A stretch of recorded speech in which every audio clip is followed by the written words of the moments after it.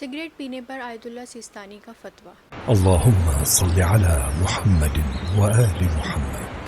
اس فتوے میں دو مسئلے ہیں۔ پہلا مسئلہ ان لوگوں کے لیے جو ایڈکٹس ہیں، یعنی کافی ٹائم سے سگریٹ پیتے آئے ہیں، اور دوسرا جو نئے پینے والے ہیں۔ پہلا مسئلہ ان لوگوں کے لیے جو لوگ ایڈکٹس ہیں یا چین اسموکرز ہیں، ان کے لیے مسئلہ یہ ہے کہ اگر ان کو سگریٹ پینے سے کافی ضرر ہو رہا ہے یا ہیلتھ خراب ہو رہی ہے تو ان کے لیے اسموکنگ کو ترک کرنا ضروری ہے، اور اگر بہت ہی سیریس ایشوز ہو گئے ہیں، جیسے کچھ کیسز میں ڈاکٹر سیریس وارننگ دے دیتے ہیں، تو ان کیسز میں سگریٹس پینا حرام بھی ہو جائے گا۔ دوسرا مسئلہ ان لوگوں کے لیے جو چین اسموکرز نہیں ہیں، یعنی یا تو سٹارٹ ہی کر رہے ہیں یا اوکیجنلی پی لیتے ہیں۔ تو اس مسئلے میں آیت اللہ سیستانی فرماتے ہیں کہ اگر سگریٹ پینے سے اس کو کافی ضرر ہو، بھلے ہی یہ ضرر یا نقصان فیوچر میں ہی کیوں نہ ہو، تو بھی اس انسان کے لیے سگریٹ پینا حرام ہے۔